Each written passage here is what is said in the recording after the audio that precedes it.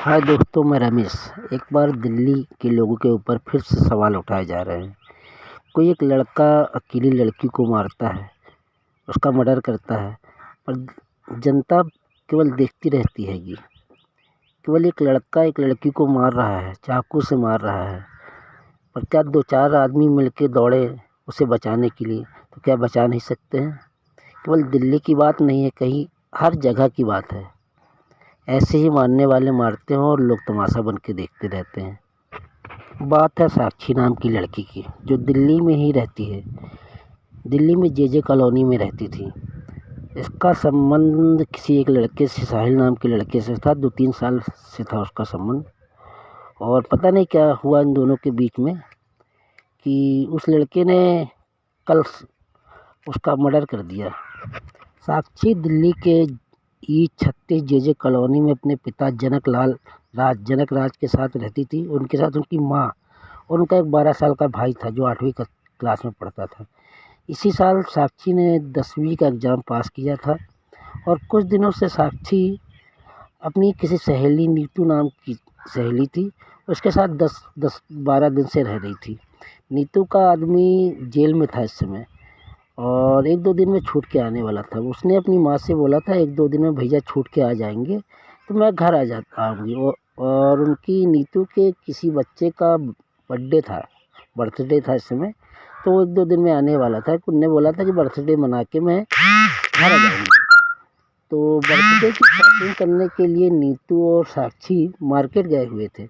नीतू ने बताया था ऐसा कि मार्केट से कुछ सामान लेने के बाद साक्षी ने बोला मैं अपनी सहेली के यहाँ जा रहा हूँ, उसे फ्रेश होना था शायद।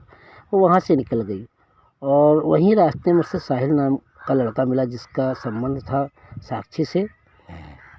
फिर इनकी कई दिनों से बात नहीं हो रही थी। नीतू ने बताया था ऐसा कि कई दिनों से उनकी बात नहीं हो रही थी। साक्षी उस लड़के से बात नहीं कर रही थी। शायद इसी कारण उस लड़के ने उसे मारने का प्लान बनाया था, अपने साथ चाकू ले आया था।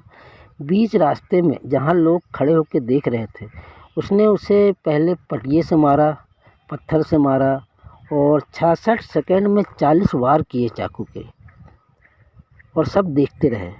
क्या वहाँ की जनता, 4-5 लोग अगर मिल के उसे बचाने की कोशिश करते तो क्या अकेला लड़का उसे मार पाता? सवाल ये है। अगर किसी की बहन या बेटी होती तो क्या वो बचाते नहीं? यही सोच के अगर आदमी बचाए कि कल मेरी बहन या कोई हमारी बेटी, ना भगवान न करे किसी के साथ ऐसा हो, तो वो बचाएंगे नहीं। साहिल नाम के लड़के ने वहाँ से उसका मर्डर करने के बाद आराम से वहाँ से फरार हो गया, पर पुलिस की कड़ी मेहनत के बाद उसे यूपी के बुलंदशहर से गिरफ्तार कर लिया गया हैगा। उसकी माँ से बात करने पे ये पता चला कि उसकी बेटी नीतू के साथ 10 दिन से रह रही थी, 10-12 दिन से, और बीच बीच में वो कहीं काम करती थी उसकी माँ।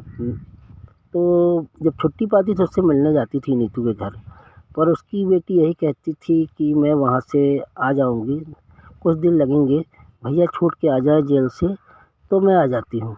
आखिरी बार यही बात हुई थी कि नीतू के किसी बच्चे का बर्थडे था, उसको मनाने के बाद वो घर वापस आ जाएगी, पर किसे क्या पता था कि साक्षी के साथ ऐसा होने वाला है।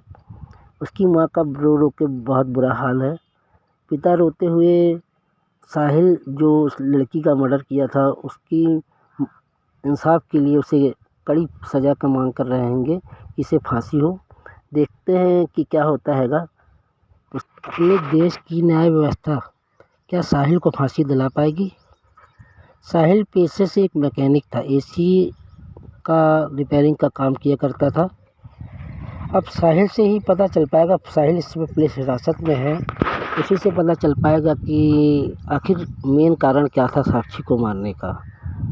क्या वो साहिल उसे धोखा दे रहा था, या साक्षी उससे शादी करने के लिए बोल रही थी?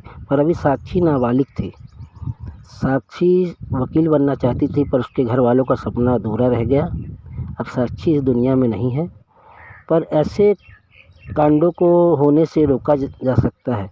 हाँ, अगर एक आदमी बचाने जाएगा तो नामुमकिन है कि कोई चाकू लेके मार रहा है, एक आदमी उसे बचाने जाए। तो ऐसा नहीं हो पाएगा। पर जैसे 10-12 लोग देखते रहते हैं एक साथ उस पे दौड़ेंगे तो वो भी घबरा जाएगा, मारने वाला भी वहाँ से भाग जाएगा। तो ऐसी हत्याओं को होने से बचाया जा सकता है। अगर ऐसी जगह पे हो कि खुलेआम कोई किसी को मार रहा हैगा तो उसे बचाया जा सकता है। एक आदमी ऐसी हरकत कर नहीं सकता हैगा, उसे ज़रूर बचाया जा सकता है। साहिल इस समय पुलिस हिरासत में है, उसी से क्लियर बात पता चल पाएगी कि उसने ऐसा कड़ा कदम क्यों उठाया और साहिल और साक्षी का कब से संबंध था, किस बात पर लड़ाई हुई कि साहिल ने साक्षी को मार दिया। तो आगे की कहानी हम बाद में बताएंगे जब साहिल से हमें सारी जानकारी मिल जाएगी।